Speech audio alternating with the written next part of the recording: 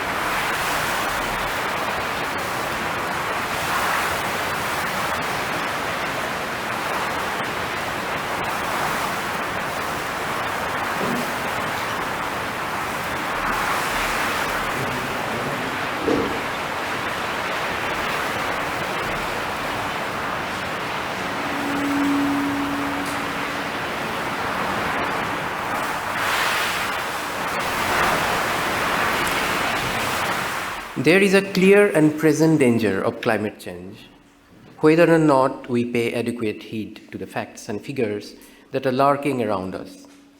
Perhaps we are yet unmindful of this reality. Perhaps our fear and anxiety lead us to avoid the matter even when we cannot disengage us completely from the onslaught of information about climate change and the unavoidable and devastating consequences for our lives. And then there are other pressing issues, such as the insensitive handling of incoming migration in Europe with its social and institutional failure to provide adequate support to the war destitute of Europe's own making.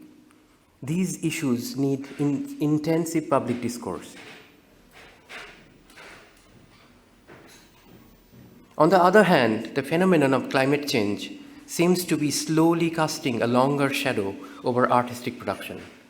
A number of recent media artworks directly respond to the issue with an environmental concern.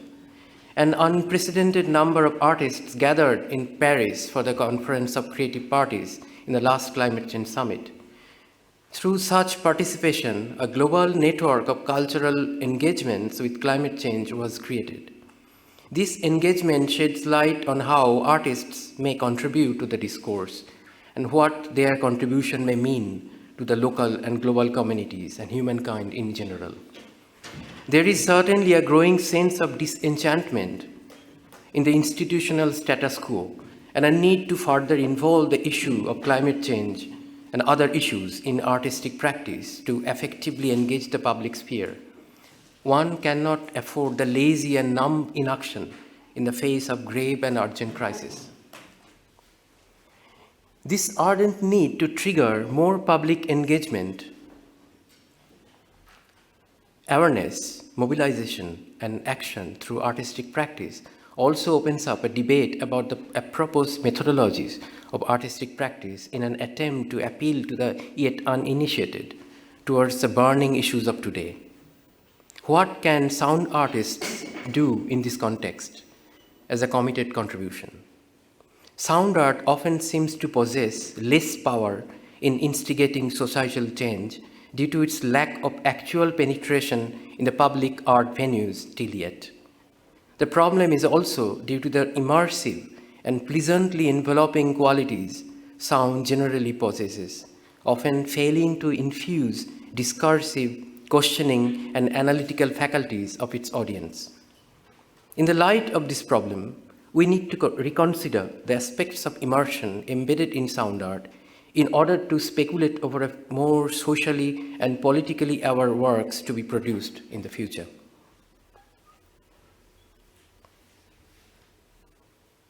Immersion is a much loved word in the domain of media art. It is through immersion that the audience is often made to engage with the media artworks, especially those involving multi-channel sound, video, and spatial practices. The rapid emergence of virtual and augmented reality was possible due to its reliance on the medial dispositif of immersion to surround the audience. In these works, immersion operates as a context for realizing the production of an illusion of non-mediation, where the presence of the technology and the medial devices are made to appear as unobtrusive as possible, so as to sustain a smooth and engaging entertainment. Etymologically, the word immersion suggests a plunging in or dipping into something or an absorption of some interest or situation, and when applied to space, offers the idea that a person who enters such a space will be transformed. Immersion suggests the idea that a space and its multiple architectural, material, performative, and technological approaches may wrap up or envelop an audience within it. The ability to immerse an individual who opens up the ears to its environments is related to its multi-sensorial modes in terms of the constructed narratives that are involved, often in a suppression of a conscious subjective formation. In this paper, I consider the immersive spaces that inherently involve contexts of a consumerist nature, such as the sound produced for a commercial film or VR. There is a dangerous power relationship between the producer and the consumer of the immersive works that are mediated and purpose-designed so as to overwhelm and overpower the audience in order to convey and transmit directed information and knowledge. This is a fundamental problem, given the times we live in, when the analytical faculty of a subject is most needed for awareness to contemporary issues. If we approach immersion emphasizing the often glorified design and experiential side of a space and disregard the research analytical capacity of an individual experiencing it, we might err on the side of open thinking and discourse. In fact, we should ask critically why immersion is viewed as a positive entity in a philosophical and conceptual sense. This is a make-believe fantasy land where the real is always hidden in order to create pleasure. The main concern here, however, is whether the audience tends to become a passive and non-acting guest within the immersive space, often constructed by an authoritarian technocratic consumer corporate culture. In this mode of non-activity, the audience may lose the motivation to question the content and the context of the work by falling into a sensual and indulgent mode of experience, therefore rendering the consumer corporate powers to take over the free will of the audience. As a result, the audience may succumb to the enveloping and engulfing power of a fantasy world created by the creative industry with economic, political, and other hegemonic intentions. From the position of a socially and environmentally conscious sound and media artist myself, I'll argue for producing a more discursive environment rather than an immersive one. In the contemporary sound art and the artworks that will be conceived and produced in the future, I'll fervently demand a discursive space where the individuality and the questioning faculty of the audience is carefully considered and encouraged, and taken into account as a parameter for a successful dissemination of the work. Here, discursive situation is a term that underlines the contemplative processes triggered by an artwork to interlink the artistic object and the listener's mind that apprehends it. In such a discursive mode, a sound or media artwork can be more socially committed, responsible, responsive, and respectful towards the aware subjectivity of the audience and the mindful context within which the artistic experience is formed. However, unfortunately, most of the recent media artworks tend to glorify immersion as the dominant mode of production and experience. I'll give a very recent but random example from the world of mainstream cinema to show how a commercially rendered immersive experience conceals historical truth in order to produce a hegemonic narrative. A recent British-American film, Dunkirk, made by Christopher Nolan, claims to be a reference work and a benchmark in creating an immersive experience in its sound work. The sound designer Richard King further claims that the film uses historical sounds as a reference to produce historical truth. The film is currently garnering critical acclaim for its stunning and immersive soundtrack. However, a number of mostly non-European critics pointed out how, inside this pleasantly entertaining immersive experience, a major historical fact was manipulated. 2.5 million soldiers drawn from Britain's empire in South Asia fought in World War II and helped Britain to survive the war, but none of these non-white soldiers were audible and visible in this claimed to be historically accurate film. The entire gamut of the curtain was whitewashed to project a white supremacist image where the contribution of the other was silenced. The box office of the film swells while immersive experience is posed at its market value. What is the role of the audience experiencing the immersive works?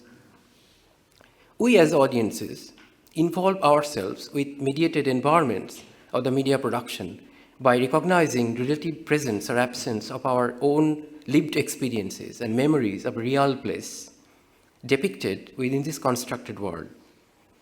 The embodied experience of presence may vary in degree and intensity, depending on the art and craft of the media practitioners and their intention to attend to the visual and sonic details of the site, recorded and designed during the process of the media production. We believe in the constructed world when resonance of the site reverberates in our ears and to our sonic sensibilities, even long after the medial experience. It is no surprise then that creating this sense of presence in the sound artworks is of foremost importance when it comes to convincingly convey the narrative development to the individual audience. In the light of more or less recent historical developments in sound production and looking towards a future,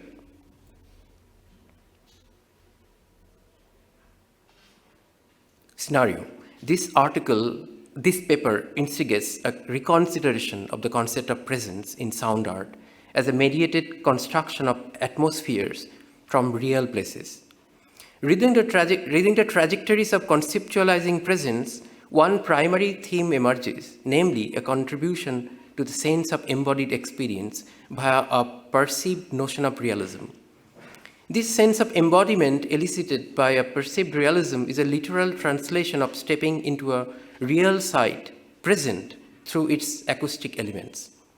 Through the use of sync-sound recording and surround design in the digital realm of cinema, audiovisual media, or any other augmented digital media environment, spatial presence is produced to the degree to which an audience feels that the mediated environment and the objects within the environment that surrounds him or her is real to the extent that the environment responds realistically.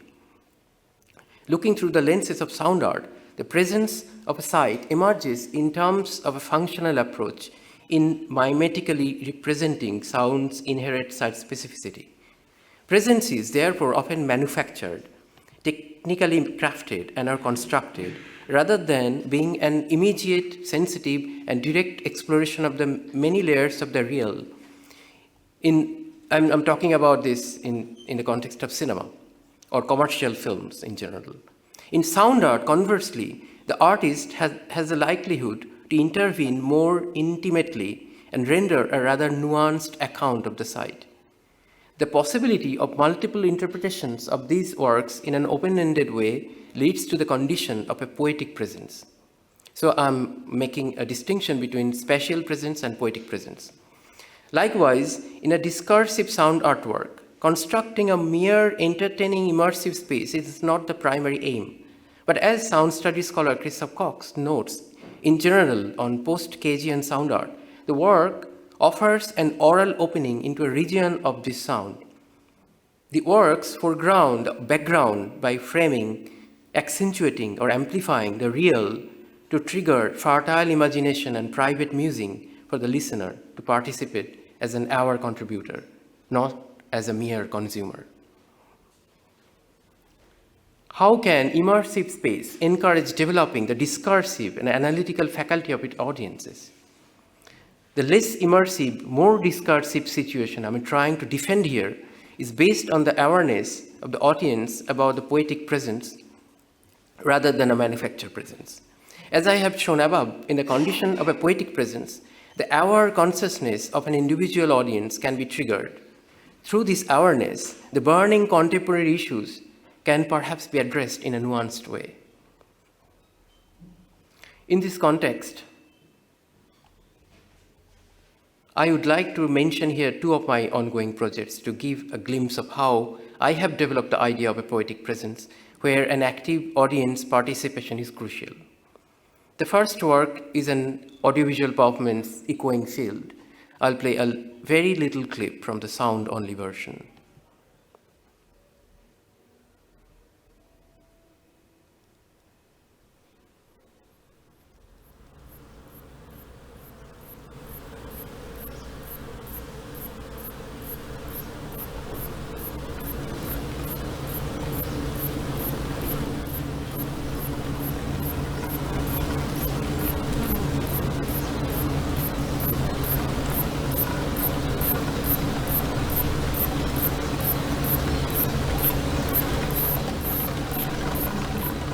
Echoing Field creates a discursive situation for critical as well as effective engagement with environmentally and ecologically troubled landscapes, incorporating the virtual reality platform and live multi-channel sound diffusion in wireless headphones.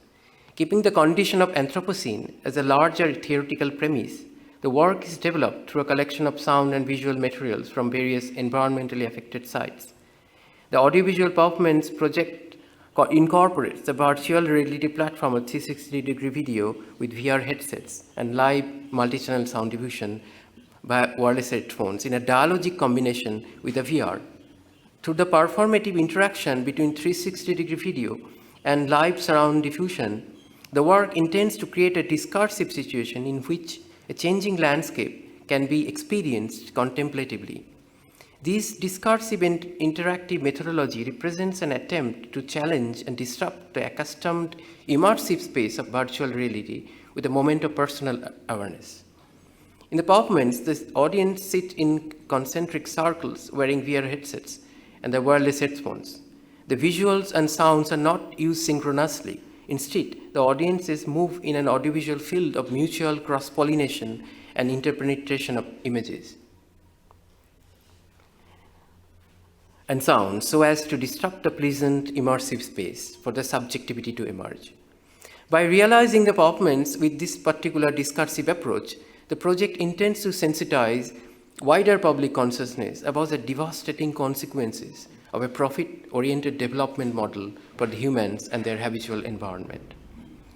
The second work, Exile and Other Syndromes, is an augmented environment for interactive binaural sound and generative visuals in the form of a text patterns that aims to respond to the current global indisposition of migration, unrest, and nomadism through contemplation and poetic construct of reality. I play 1-minute clip.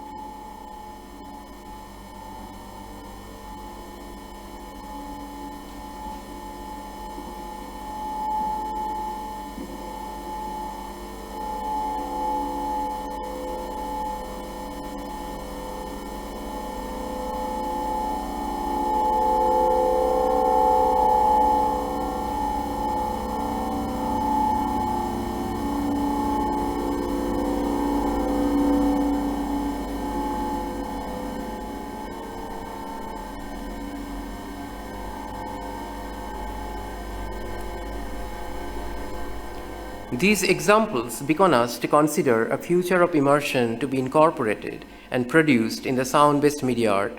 The works for the future may not entail a mere enjoyment and entertainment of their constructed environments with a consumerist approach, but generate a more socially and politically aware and committed space that invites discourse with an open-ended immersive experience. Thank you.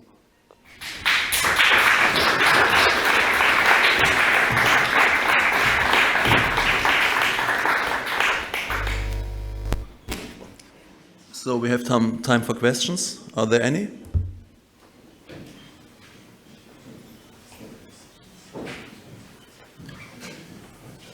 Yeah, here in the back.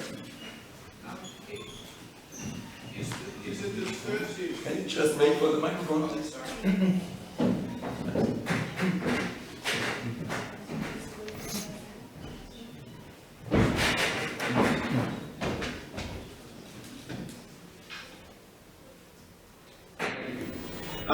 Is a discursive role in the framework you're putting forward, could that be described simply as active listening?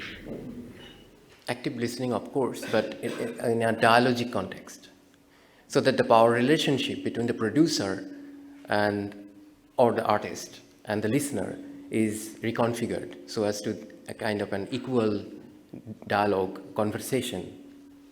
So this is what I'm underscoring.